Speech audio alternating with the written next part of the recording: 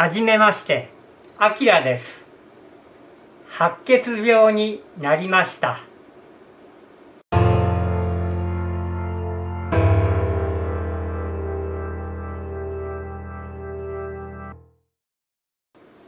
こんにちは。白血病サバイバーのあきらです。今回の動画では、自分が入院するその経緯ですね。そして入院してからその日どういうことがあったかというようなことについてお話ししたいと思います。で、入院中にですね、このようなノートにですね、いろいろメモ書きというか日記というか、残しているので、ちょっとそれ見ながら喋りたいと思うんですけれども、入院の経緯についてはですね、前回喋っているんですが、38度半ばから40.5 度ぐらいまでなんですが、高熱が1週間以上続きまして、隣町の総合病院を受診して、そこの先生がですね、ちょっと白血球の方が異常だから専門家の意見を聞いた方がいいということで、血液内科のある病院を紹介してくださいまして、で結局受け入れてくれる病院というのが、その先生がかつて働いていたという東京の病院の方で大丈夫だということでですね、家から車で行くと、時間帯にもよりますけれども2時間半とか3時間とかかかっちゃうちょっと遠いところなんですが、そちらの方にお願いしましてですね、受診しました。朝一で行ってくださいというようなことだったんですけれども、朝家を出ても到着したのは10時半ぐらいでしたね。で、自分の感じですと、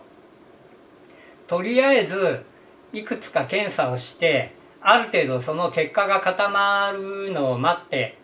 一旦退院してですね、それで準備してまた入院するのかなっていうふうに思ってたんですけれども、全然違いまして、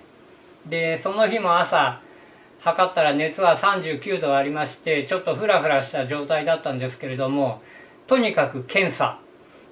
前日の血液検査の結果が出たとして、その病院へ送られていたんだと思うんですけれども、この人は結構大変な感じだよということが伝わっていたようで、血液検査なんかこう何人も並んでるわけです。ですがもう優先的にもう次すぐやってくださいということでですね、言っていただいて、もう万事がその調子ですね。で、血液検査11本こう取るんですね。11本分。それでそこから始まりまして、あとは順不動なんですけれども、骨髄検査とか心電図、レントゲン、 CT などなどの検査ですね。そして検査終わって病室へ案内される。で大体それがですね、14時頃、昼の2時頃ですね、2時頃に病室に案内していただきました。自分が案内された病室というのも個室で無菌室ということでした。白血病の場合はとにかく免疫が下がってしまう。それで特に抗がん剤治療をやった直後などはしばらく相当にですね、もうほとんど免疫がないような状態が続きます。でその間はですね、もちろん面会も謝絶だし、看護師さんや先生が病室に入るその時はですね、このようなマスクではなく厳重な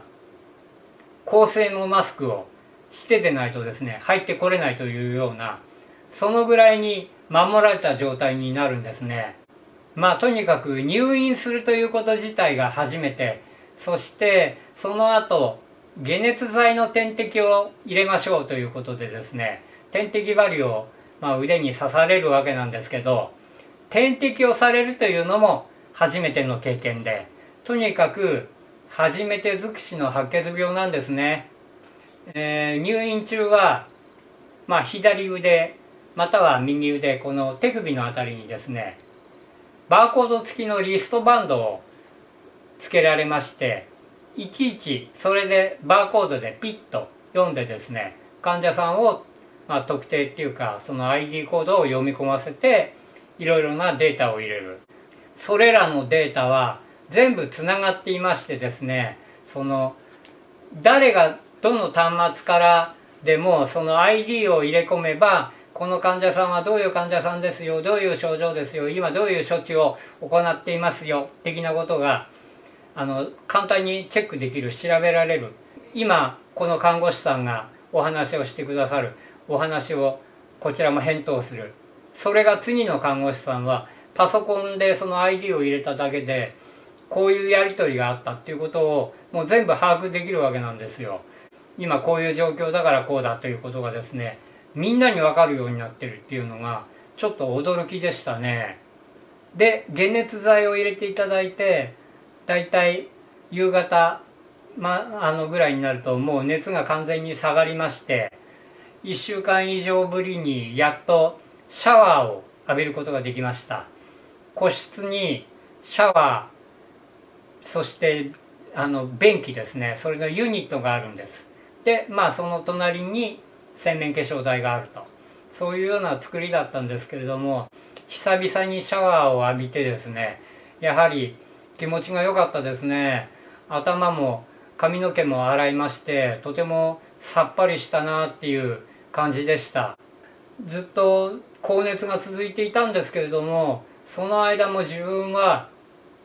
食欲だけはあったんですよ。ですのでその日の病院食も夕飯もう完食しまして、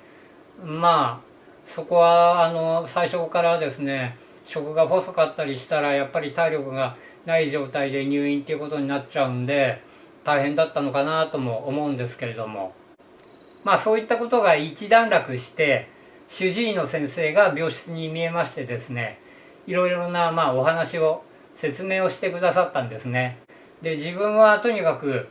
前の日にインターネットでどうも自分は白血病かもしれないなという程度で入院してしまったので、白血病とは何ぞやということもあまりよく知らない、概要しか知らない、でどういう治療をするかということも全然もう知らないわけです。で先生がおっしゃったのが、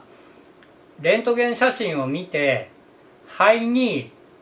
どうもカビのような影が見えてるんですよと。だから通常のような治療はできない。だから弱い治療、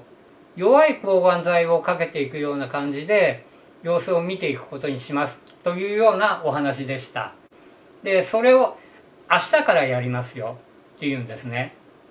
で今晩からは飲む抗がん剤を飲んでいただきますというんです。で